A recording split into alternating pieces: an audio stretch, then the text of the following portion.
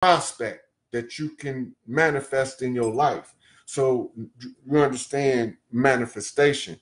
Now, this book right here is for a little bit more advanced practitioners. But this book is a heavyweight. It's called Magic That Works, Practical Training for the Children of Light. And it directly ties to the Hermetics. But if you look, you see that star, that 5-point star, that's the star of Venus. But if you look at the lady, now notice it's coded that she's sitting on the crescent. See, they use her body to cover the top half, so she end up sitting on the crescent. So that tell you who it is. Now see that the 3 circles is one right here, and there's one at the bottom right here, and then there's one on the other side right here.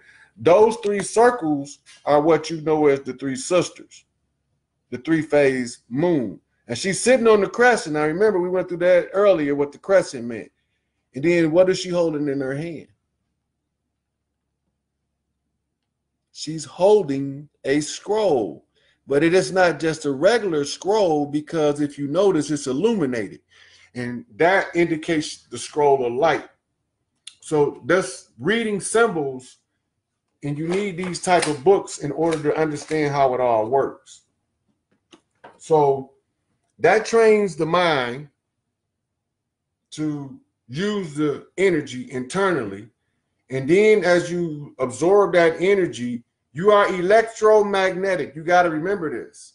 Electric and magnetic is electromagnetic, which are 2 ends of the spectrum or the frequency that you vibrate on.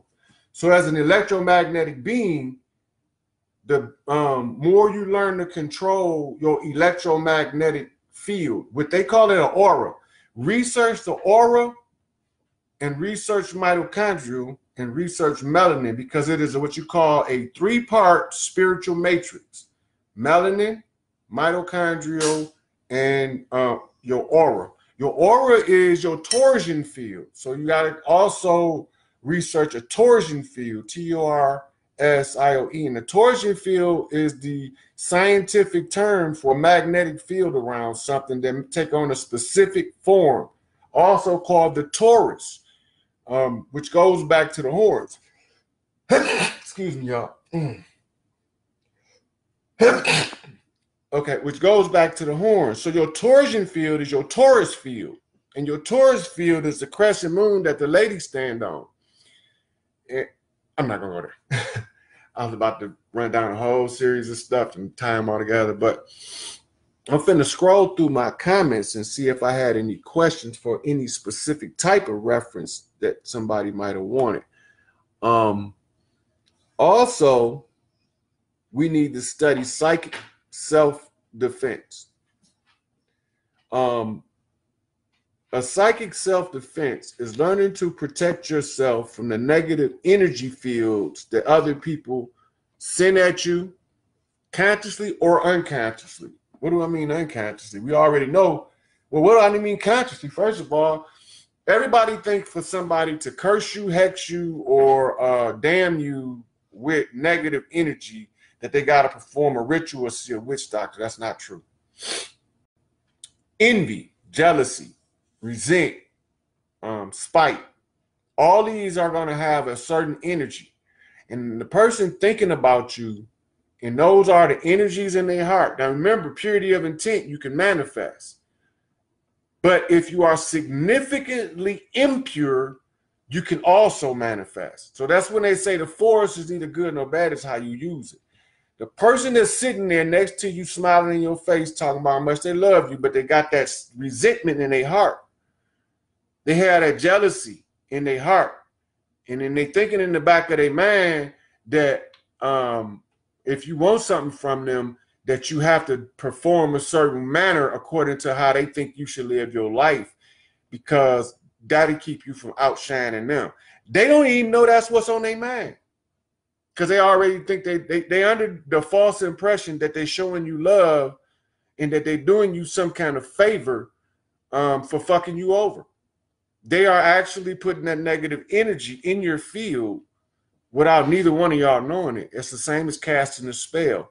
So if like you sitting there and you thinking something negative on a person, and like for instance, I can't stand that mother.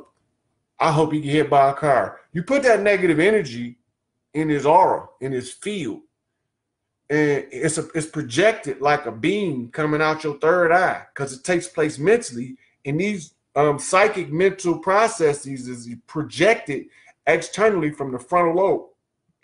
You have to draw it from the base of your spine and project it out from your frontal lobe. Your frontal lobe has what they call mirror cells, and these mirror cells, emotionally, they give you empathy, but everybody don't have them connected emotionally. Some people have them connected to physical stimuli or psychological stimuli or something other than mental stimuli, but not emotional. Like the emotional things don't excite them.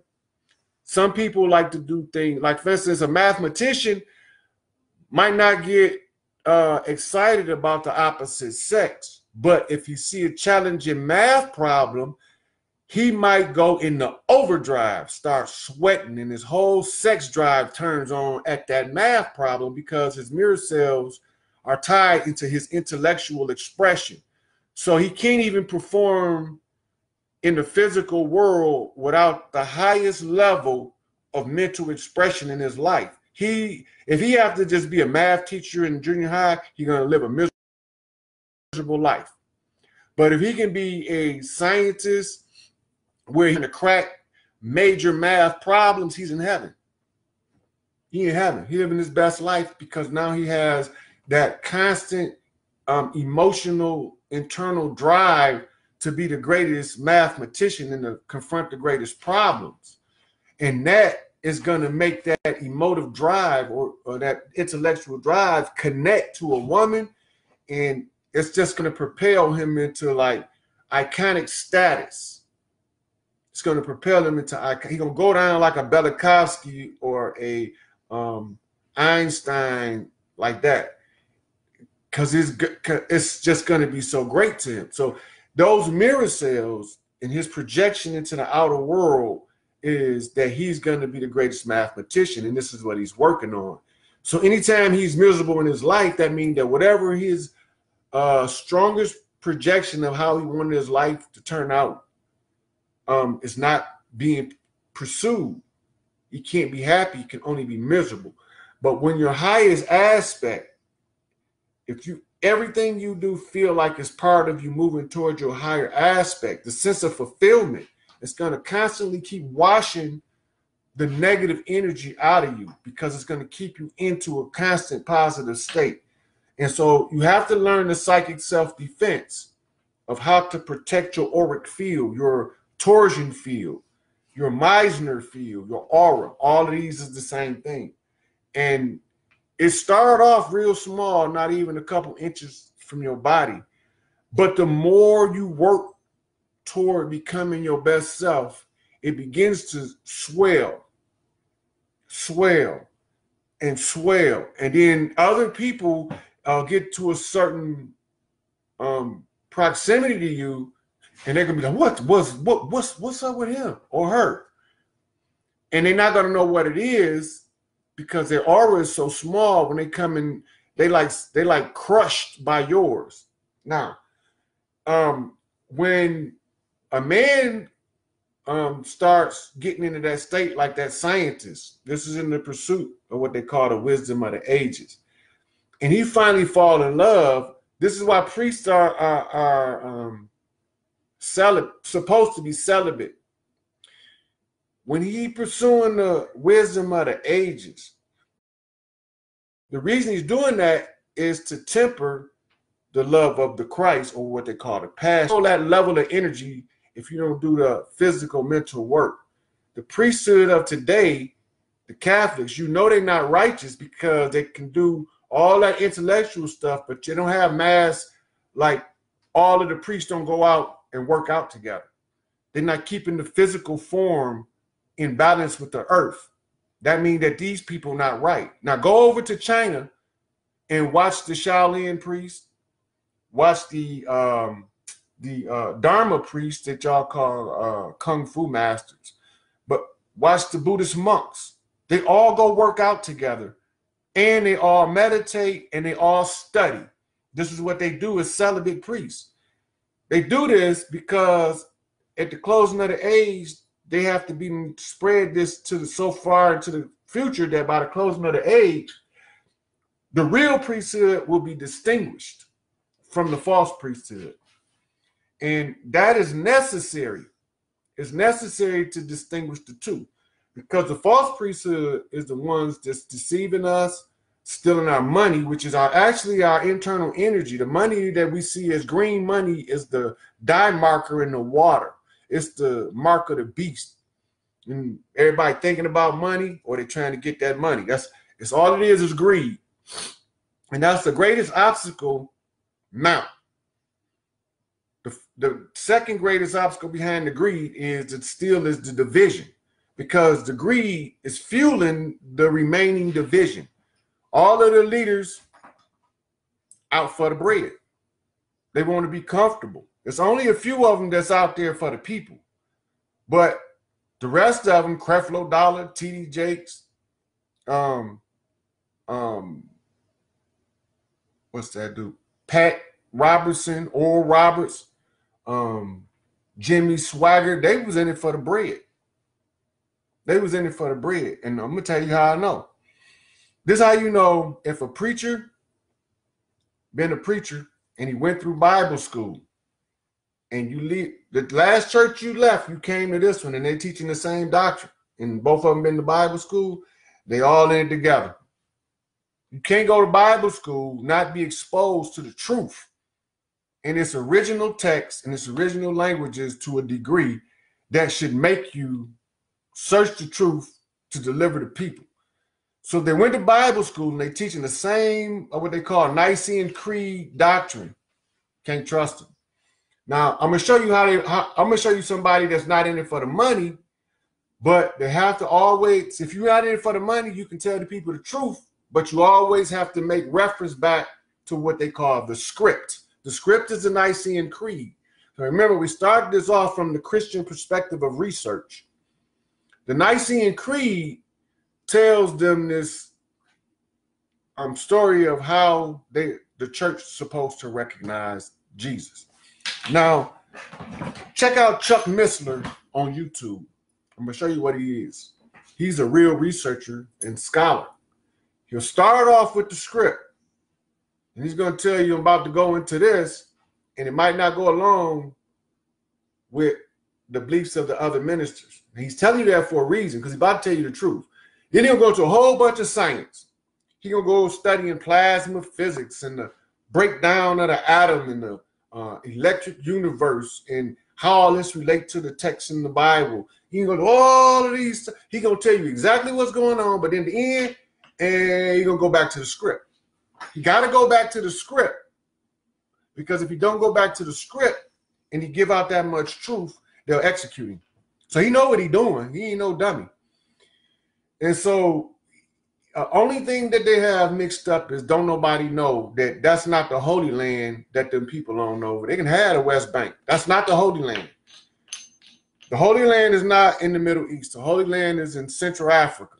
The Holy Land is called the Absu in Sumerian text. It's called Zulu land in the land of the people that supposed to be walking there. The Zulu is actually saying the people of heaven. And it's people over here like the Hopi, meaning people from the stars. Same people. Different sides of the water. And so I hope I was able to give y'all some good reference material to get y'all started. I'm going to do some business related, child related, like child development and different stuff like that. But I can't do all that in one video. We'd be here for 8 hours. And so this is a good starter kit. That's all this is a starter kit. None of this book is your final destination. All these are is like, these is the weights you're going to put on the bar for your brain to lift in order for you to facilitate the higher energies and functions. That's all it is. So when you look at it, it gives you like it gives you like anchors to help you get out of the deception. It takes the cognitive dissonance out. You're right, Ace. They ain't got to go through all that making stuff. But the whole thing now is exercise the mental and the spiritual, because what's coming is going to turn on your internal light so bright that if you don't exercise mentally, spiritually, and physically, when that light of the Christ turn on, it's going to basically short circuit your physiology.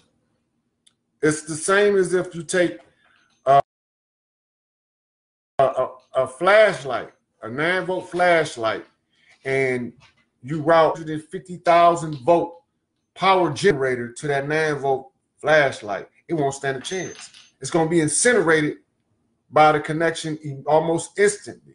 And this is what's going to happen for those who don't do their work. But right now, some people did work in past lives and don't remember it, and it's giving them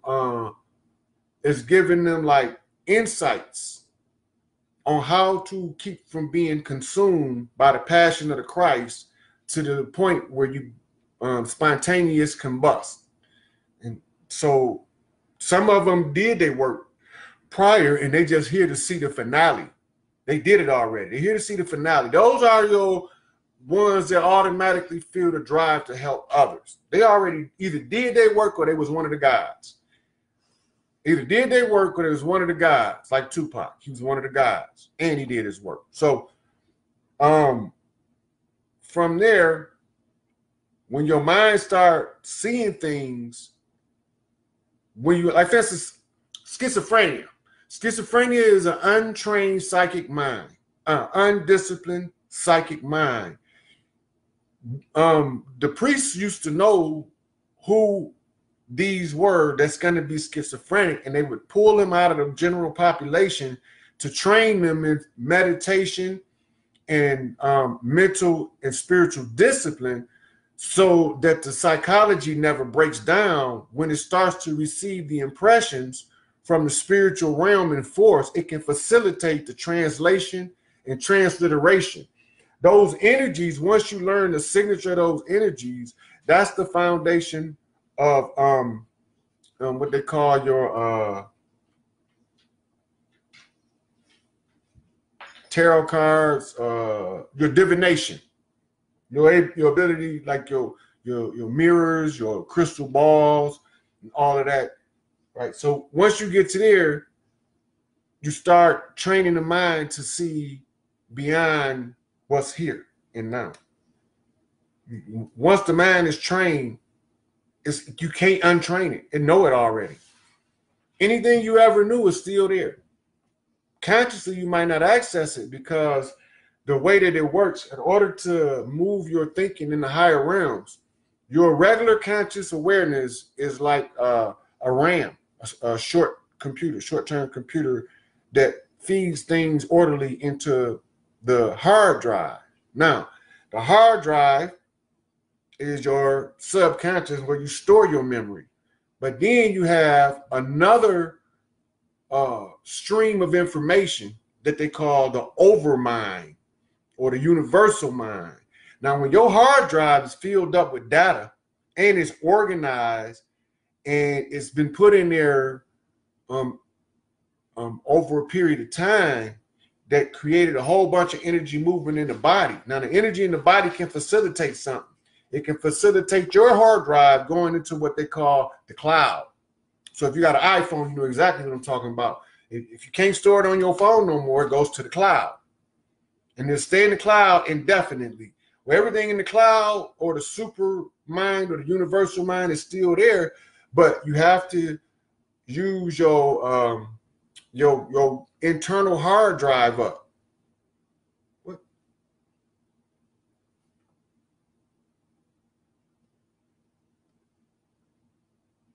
I don't know what that was. Once your internal hard drive is used up, your mind will then start to connect with the universal mind. And this is what they call enlightenment. This is when your crown chakra, it's about this big around your head now. Your third eye, which was right here now, it's the Cyclops eye. It's this big. And they touching right here. Because the lens, this lens is fully open. So it's just like a big eye right here, like Cyclops. The lens is open. Your third eye, you cannot be deceived at that point. You can see all deception in front of your face at that point. But it don't happen in 2 days. So you're going to read 2 books and get there. Because the energy inside is going to move according to your work. Some of us, there is accelerated techniques for a strong, disciplined person. That's different. But for the average person, you're not going to get there instantly. But if you are diligently doing your part, when the time comes, you're going to be there. When that light turn on,